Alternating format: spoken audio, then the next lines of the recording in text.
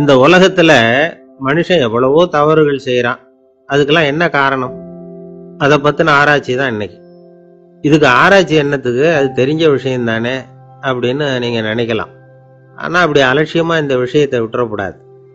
பொதுவா எல்லோரும் நினைக்கலாம் எது சரி எது தவறு அப்படின்னு தெரியாததுனாலதான் மனுஷன் தப்பு பண்றான் அப்படின்னு. ஆனா அப்படி சொல்லிட முடியாது. மனுஷன் தெரிஞ்சேதான் தவறுகள் பண்றான். இப்போ உதாரணத்துக்கு ஒரு சாலையில இடது பக்கம் போக வேண்டிய ஒருத்தர் நடுக்கோட்டை தாண்டி வலது பக்கமா வண்டியை ஓட்டிட்டு போறாருன்னு வச்சுங்க. என்னப்பா இது தப்பு இல்லையா அப்படின்னு அவர்கிட்ட கேட்டா, அதெல்லாம் எனக்கு தெரியும், நீ உன் வேலையை பார்த்துட்டு போ அப்படிம்பார். வலது பக்கமா போறது தப்புன்னு தெரிஞ்சேதான் அவர் அப்படி செய்யறார், அப்படி போறார். பெரிய உத்தியோகத்துல இருக்கிறவங்க கூட லஞ்சம் வாங்குறாங்க. அவங்களுக்கெல்லாம் லஞ்சம் வாங்குறது தப்புன்னு தெரியலன்னு அர்த்தம்? திருடுறது தப்புன்னு தெரியாமலாம் மனுஷன் திருடுறான்? நல்லாவே தெரியும். நீங்க வேணும்னா கேட்டு பாருங்க, வேற வழி இல்ல அதனாலதான் திருடுறேன்பா. திருடுறது ஒரு புண்ணியமான காரியம்னு திருடனே கூட சொல்ல மாட்டான். திருடுறது தவறுங்கிறது திருடனுக்கு தெரியும் அப்படிங்கறத விளக்கறதுக்காக ஒரு பெரியவர் ஒரு கதை சொன்னார். அதாவது 2 திருடர்கள் 2 பேரும் சேர்ந்து ஒரு வீட்டுக்கு போய் ஒரு 10,000 ரூபாயை திருடிட்டு வந்துடுறாங்க. ஒரு காட்டு வழியா வந்துகிட்டு இருக்கிறாங்க. இன்னும் விடியல. 2 பேருக்கும் தூக்கம் கண்ணை சுத்துது. சரி, இப்படியே ஒரு மரத்தடியில படுத்து தூங்குவோம், காலையில விடிஞ்சதும் இந்த பணத்தை 2 பேரும் பங்கு போட்டுக்குவோம் அப்படின்னு முடிவு பண்றாங்க. அதே மாதிரி படுத்து தூங்குறாங்க. நடு ராத்திரியில ஒரு திருடன் முழிச்சுக்கிறான்.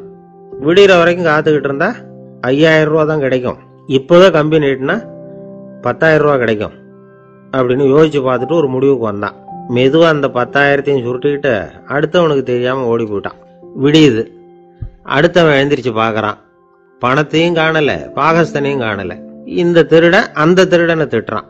திருட்டு பய, அயோக்கிய பய, இப்படி அநியாயமா கிளப்பிட்டு போட்டானே அப்படிங்கிறான். இதுல இருந்து என்ன தெரியுது?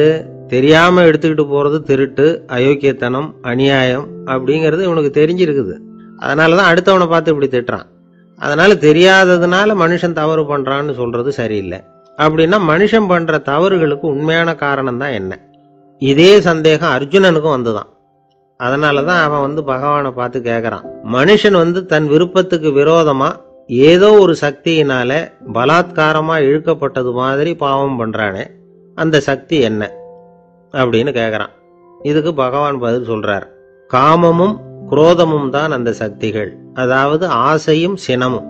இது 2ம் உன்னுடைய எதிரிகள் அப்படிங்கறத புரிஞ்சுக்கோ அப்படிங்கிறார்.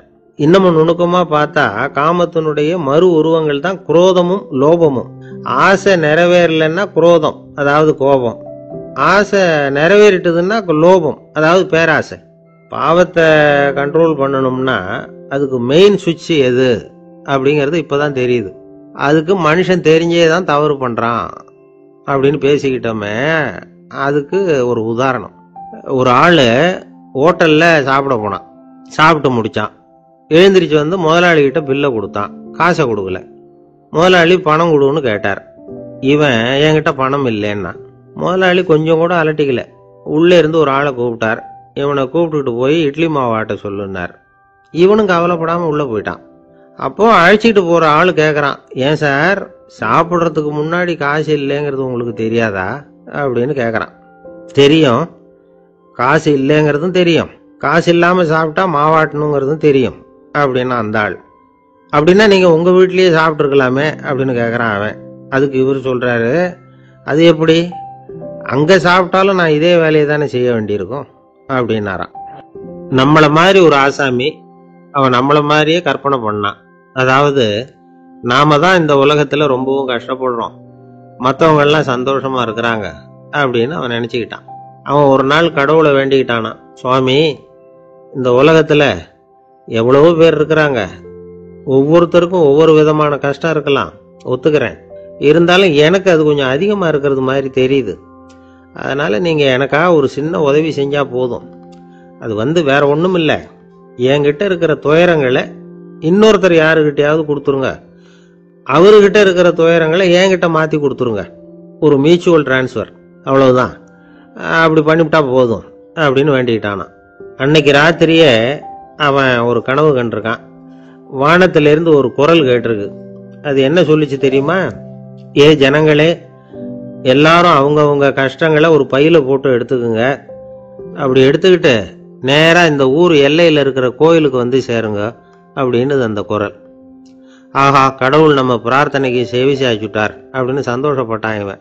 உடனே என்ன பண்ணான், தன்கிட்ட இருந்த கஷ்டத்தையெல்லாம் ஒரு சாக்கு பையில போட்டு எடுத்துக்கிட்டான். வீட்டை விட்டு வெளியில வந்தான். தெருவில் இறங்கி நடக்கிறான். அங்க பார்த்தா ஏகப்பட்ட பேர் ஆளுக்கு ஒரு பைய தூக்கிக்கிட்டு கோயிலுக்கு போயிட்டு இருக்கிறாங்க. சில பேர் மூட்டையா கட்டி தலையில சுமந்துக்கிட்டு போயிட்டு இருக்கிறாங்க. இவன் பார்த்தான். இவனுக்கு ரொம்ப ஆச்சரியமா இருந்தது. ஏன்னா எல்லாரும் வச்சிருக்கிற பைய இவன் பைய விட பெருசா இருந்தது. இவன் பை தான் இருக்கிறதுலயே கொஞ்சம் சின்னதா தெரிஞ்சுது. இப்ப அவன் மறுபடியும் சாமியை வேண்டிக்கிட்டான். கடவுளே, இப்ப உள்ள சூழ்நிலையை கவனிச்சா என்கிட்ட இருக்கிற பையே பரவாயில்லன்னு தோணுது. அதனால வேற பைய எதையும் மாற்ற வேணாம், இதுவே பரவாயில்ல, இந்த பையோட திரும்பி வீட்டுக்கு போனா போதும்னு நினைக்கிறேன் அப்படின்னு எதோ நினைக்க ஆரம்பிச்சுட்டான் அவன். எல்லாரும் கோயிலுக்கு போய் சேர்ந்தாங்க. கோயில்ல அந்த குரல் மறுபடியும் கேட்டுது. எல்லாரும் அவங்கவுங்க பைகளை சுகத்துல தொங்க விடுங்க, திடீர்னு விளக்குகள் அணையும், மணி அடிக்கப்படும், அதுதான் அடையாளம். அந்த சமயத்துல இருட்டுல உங்களுக்கு வேண்டிய பைய நீங்க மாத்தி எடுத்துக்கலாம், தேர்ந்தெடுத்துக்கலாம். வெளிச்சம் இருக்கிறப்பவே உங்களுக்கு பிடிச்ச பைக்கு பக்கமா பார்த்து நீங்க நின்னுக்கலாம் அப்படின்னு சொல்லி விவரம் சொல்லிச்சான் அந்த குரல். அப்படி சொன்னதுக்கு அப்புறம் திடீர்னு விளக்கு அணைஞ்சுது, மணி அடிச்சுது.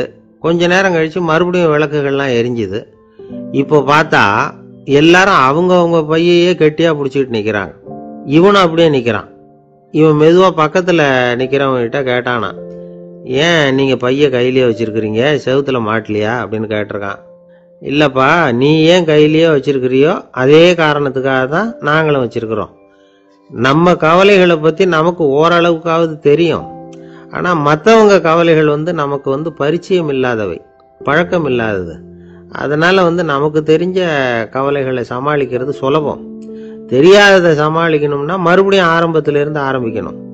அதனால பழைய நண்பர்களோடு வாழறது தான் மேல் அப்படின்னு நானான். அதுக்கப்புறம் அவன் தன்னோட பையே போதும்னு வீட்டுக்கு திரும்பி வந்துட்டானான். இது ஒரு பெரியவர் சொல்லி இருக்கிற கதை. அதனால நம்ம கிட்ட இருக்கிற கஷ்டங்கள் தான் பெருசு, அதை இன்னொருத்தங்கிட்ட கொடுத்துட்டு மாத்திக்கலாம் அப்படின்னு நினைக்கிறது தப்பு. இதே மாதிரி இன்னொரு சம்பவம். ஒரு ஊர்ல ஒரு நாள் ராத்திரி ஆகாயத்திலிருந்து கடவுள் குரல் கேட்குது. இந்த ஊர்ல இருக்கிற ஜனங்கள்லாம் கொஞ்சம் கவனிங்க, உங்களுக்கு ஒரு செய்தி. அதாவது இங்க இருக்கிற ஜனங்கள்லயே கொஞ்சம் கூட கவலையே இல்லாத ஆள் யாருன்னு எனக்கு தெரியணும்.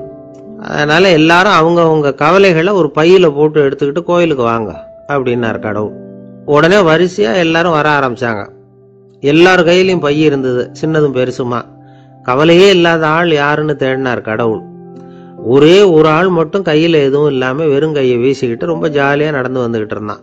கடவுள் அவங்ககிட்ட போனார். ஏன்பா, உனக்கு கவலையே இல்லையா அப்படின்னு கேட்டார். எனக்கும் சில கவலைகள்லாம் உண்டு அப்படின்னு அவன். எங்க அதெல்லாம்னு கேட்டிருக்காரு கடவுள். பின்னாடி லாரியில வந்துகிட்டு இருக்கு அப்படின்னு அவன்.